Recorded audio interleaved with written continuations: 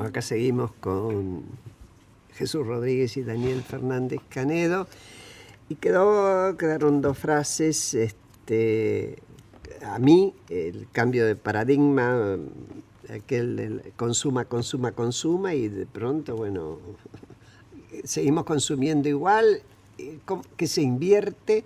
Y en el caso de ellos, los acuerdos políticos sobre inversiones. ¿Quién tiene que convocar a eso? Porque, a ver, una vez en el club político argentino, del cual vos también formás parte, de ustedes, Pablo y Jesús, y muchos otros, cuando fueron las elecciones después del 2013 para adelante, llamamos a firmar un acuerdo democrático político sobre los puntos más importantes. Y lo firmó mucha gente. Ahora, ¿desde dónde? Porque el club no es gobierno. Desde el gobierno, Graciela.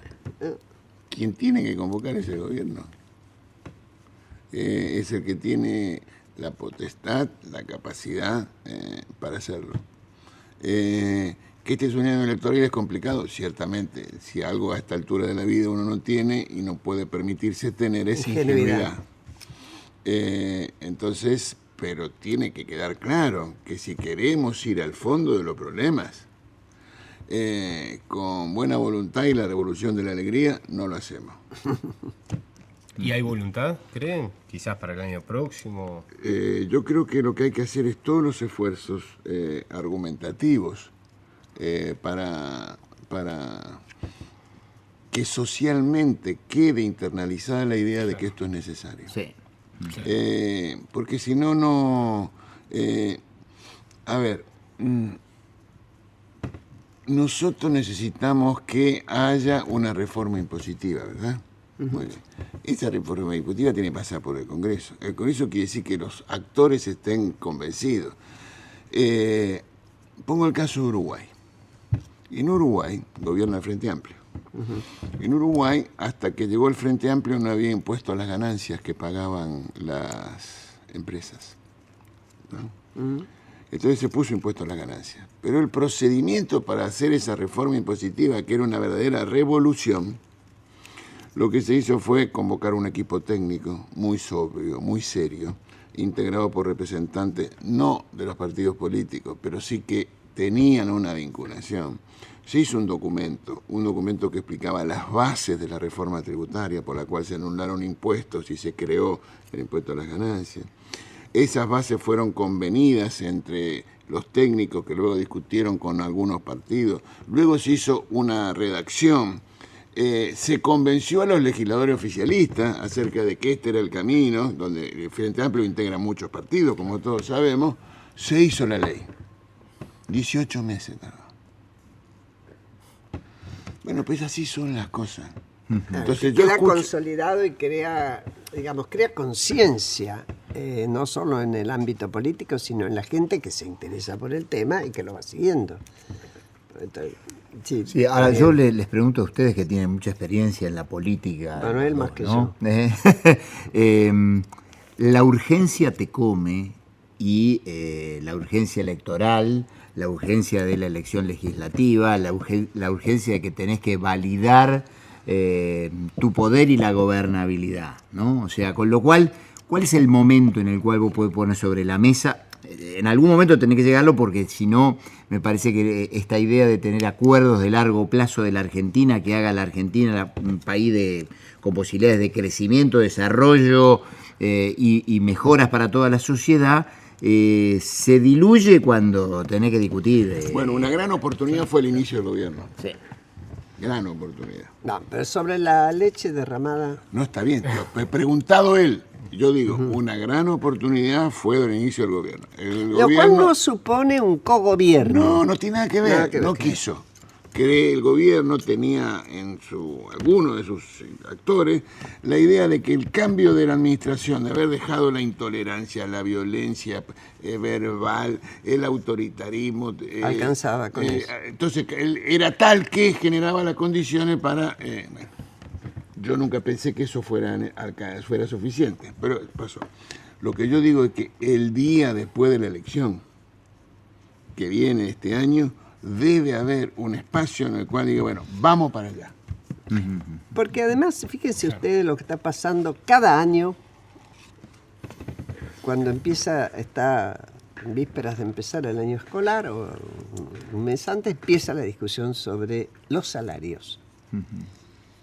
Y no estamos discutiendo cuántos años atrasa la educación en nuestro país con respecto a los desafíos que ya tenemos y no nos dimos por enterados. Entonces, eso, si no toma la sensibilidad de todos los políticos, y la verdad que no nos va a ir bien.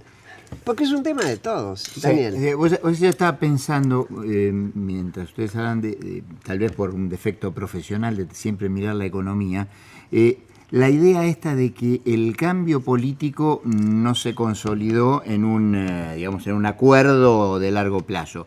Y lo mismo se pensó en la economía, en términos de que decía, bueno, asume el gobierno, cambia, se desata la confianza y con la simple confianza crecemos. Bueno, hasta lo que está viendo que no, que la economía no se reactiva solamente por un cambio en la confianza política, la confianza política y en la confianza económica, a pesar de que hubo cosas realmente sorprendentes, como el resultado del blanqueo, como hubo cosas, pero la economía no termina de reactivarse y en 2016 no crecimos y en 2017 se espera el rebote, pero rebote que para consolidarlo en crecimiento me parece que falta mucho todavía. Claro, porque yo creo que hay una diferencia entre, un político se supone que es alguien que se interesa por el interés público, por la cosa pública, básicamente.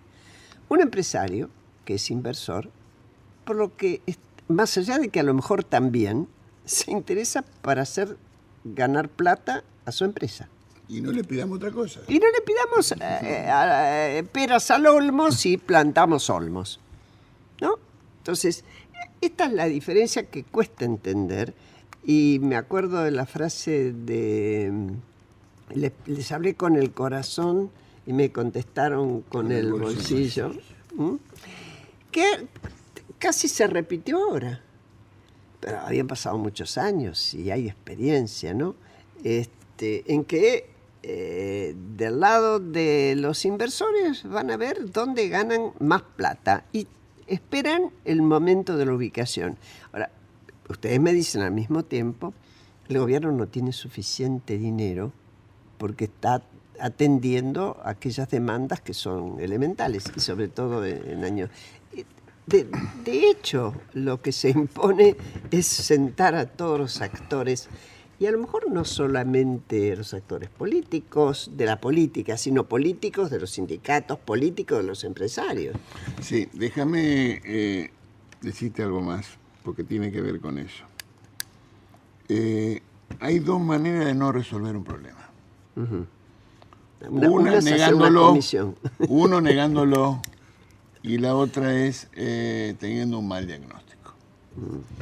Y la idea que nosotros tenemos como sociedad, en un sentido amplio de la palabra, es que los problemas son menos graves que lo que parecen. Entonces vos fíjate, y eso viene de largo. Cuando yo era chico, la historia era que con una cosecha resolvemos el problema. Después vino un señor dictador de bigotito y el problema era terminar con los políticos. Ese era un ganía. Después vinieron otras dictaduras que había que terminar con los zurditos. Y el problema es más grave. Y la situación hoy es tal que a lo que decía Daniel del consumo de los stocks ganaderos, energéticos y qué sé yo, ponele, y esto es lo que quiero decir, que me apoyo a lo que acabas de decir, la Argentina tiene el gasto público más grande de su historia. Educación, por ejemplo, ha tenido el presupuesto 6%. Y tiene la presión tributaria más grande de su historia, parecida a la de los países centrales. Y tenemos un déficit el segundo más grande de nuestra historia. Y venimos de tener la inflación del podio que compartíamos con Venezuela. Y uno de cada 4 argentinos, uno de cada 4 hogares argentinos está en la pobreza. y 1 de cada 3 compatriotas nuestros está en la pobreza. Y el 40% de los chicos de menos de 14 años son pobres. Y nosotros implícitamente creemos que se fue un gobierno, viene otro y ya estamos. No es así. No es así. Se podrán cambiar algunas cosas. Pero sí es responsabilidad de todos sentar bases para empezar a resolver los problemas. Magia no existe. Y quiero hacer un comentario más, que tiene que ver con esto de la idea de que las cosas no son tan graves, no es tanto. Las encuestas no pueden ser insumos para las definiciones de políticas públicas. No. Porque si voy a hacer una encuesta, la idea es que no es tan grave el problema de la Argentina heredada, la hipoteca que nos dejaron. Como no había que darle bola a las encuestas que en el año 82 decían que, creo que el 80%, que estaba muy bien la invasión y que no había que negociar. La invasión a las A Malvinas. Malvinas. Y en el 2001, que las encuestas decían que el 80% había que seguir con la convertibilidad. Pará. Y cuando se puso como ministro de Economía a Cavallo, 72% de la sociedad aplaudía. Muy bien. Entonces, Después lo querían colgar de bueno, los pero pulgares. el punto es ese, que no puede haber definición de política pública sobre la base de la encuesta. Pero por una razón muy elemental, además, que de tan elemental a veces se nos escapa. No gobernamos en asamblea permanente en este país.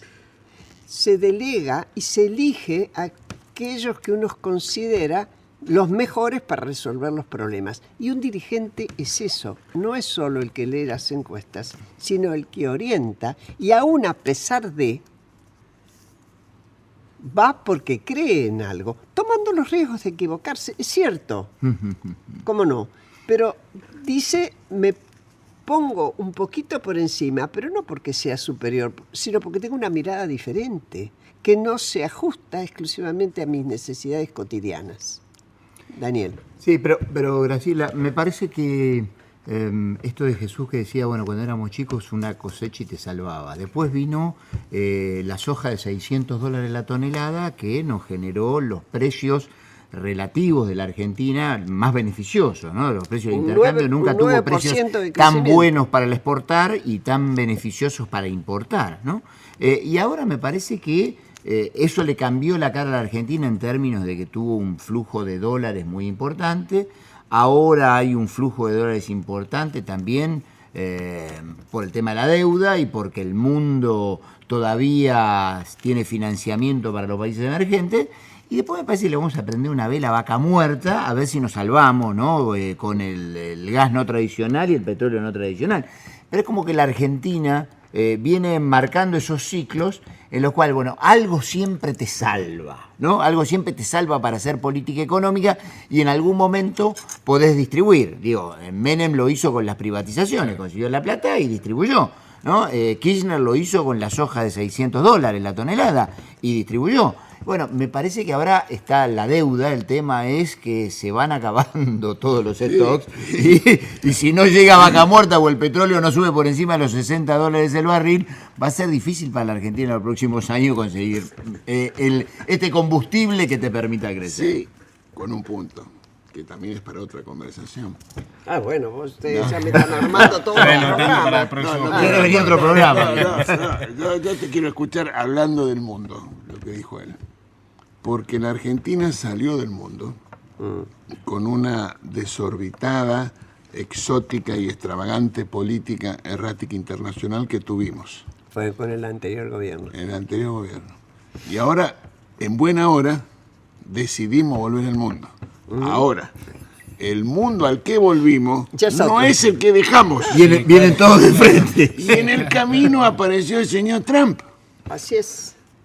Entonces, otra razón adicional para que la Argentina piense un poquito para dónde vamos. Y perdón, ¿qué creen que aporta este trípode y qué no? Este trípode conformado por Marcos Peña, Lopetegui y justamente Quintana, desde donde se apoya el presidente. en este horizonte de inversión, pero también en el horizonte de la necesidad de más política? No estoy en condiciones de responderte. Me parece que estamos hablando de cosas... estos son los actores que el presidente decidió. Yo tengo aprecio personal y respeto por Marcos Peña. Me parece que es una bellísima persona, muy formada. Que muy por suerte capaz, se despeinó un poco. muy ahora cuando capaz y salió. muy trabajadora. Desafortunadamente para él este añito le ganó unas canas que no tenía, que se parece a los que estamos en la mesa casi. Claro.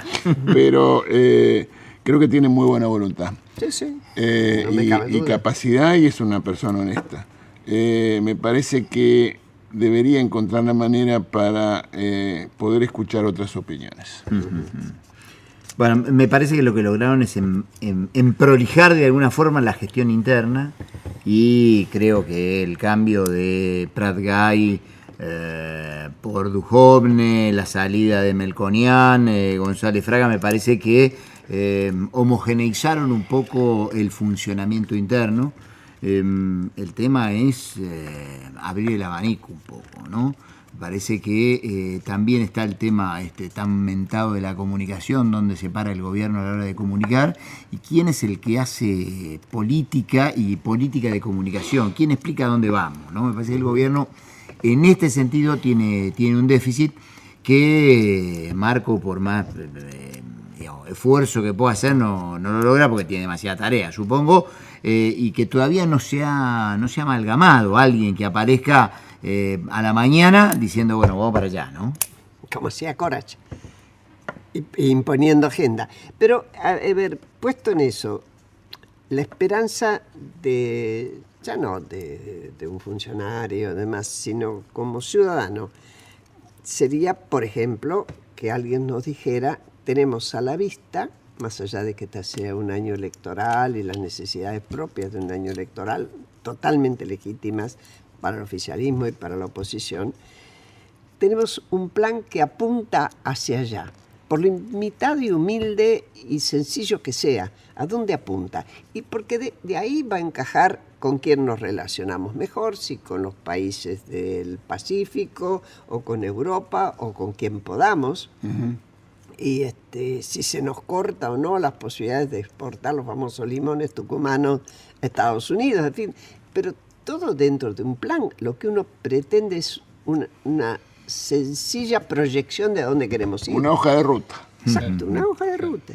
Me parece, va. En ese sentido el mundo está difícil, ¿no? El mundo está difícil porque la Argentina, que busca exportaciones, bueno, no pueden los limones. China hace 2 años que las exportaciones industriales bajan.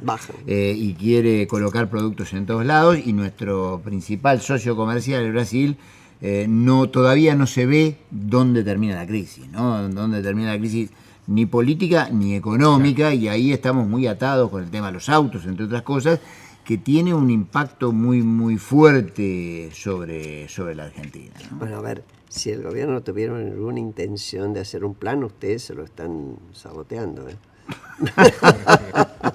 No, para nada. Se la ponen muy difícil. Para nada, es que el mundo está muy difícil. El mundo está muy difícil y la Argentina tiene que tomar nota. Lo que menos puede hacer es no tomar nota de eso, ¿no? ¿Eso justificaría más o no tanto que se imaginara un derrotero a poner por delante? Lo amplía la necesidad de hacerlo.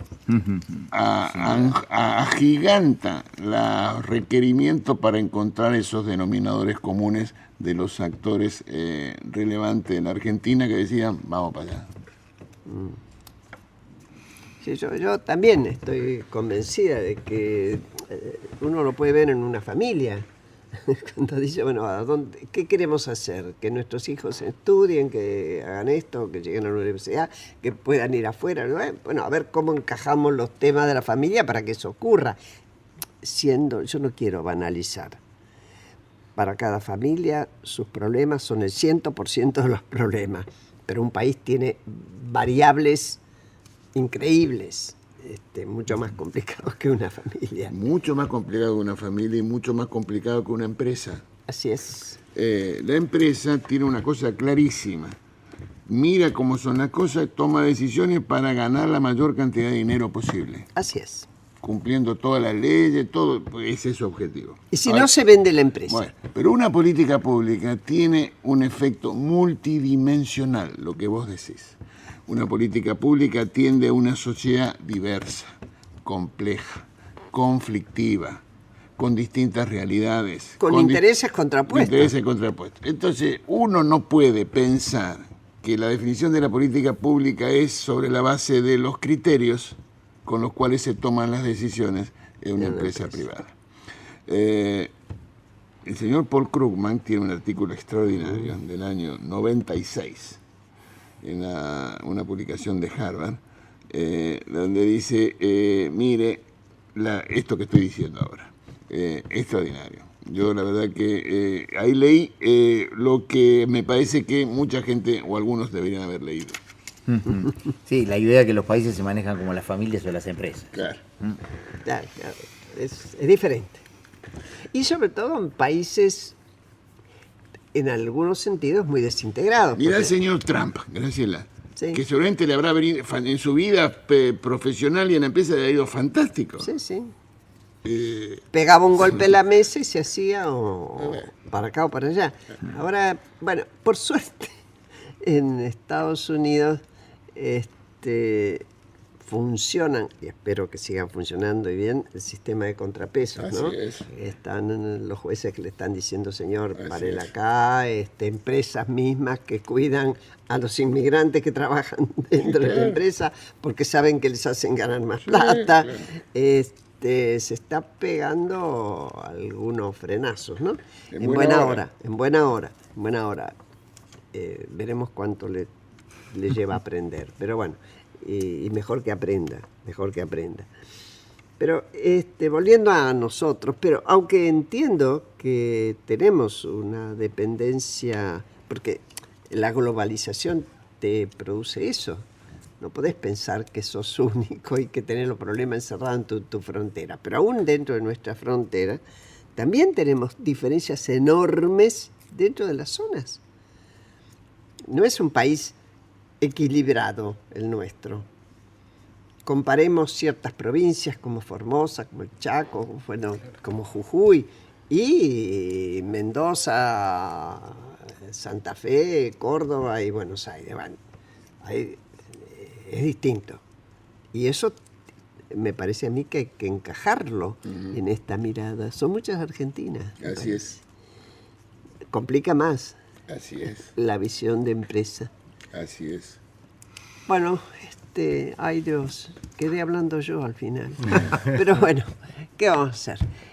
Acá hemos terminado con la suerte de que nos acompañaran Daniel Fernández Canedo y Jesús Rodríguez para hablar de la plata que no llega y que el Estado debería hacer llegar y de la necesidad de acuerdos políticos. Vamos a reclamar por todos lados y todas las veces esos acuerdos políticos, no por capricho, sino porque creemos en ellos.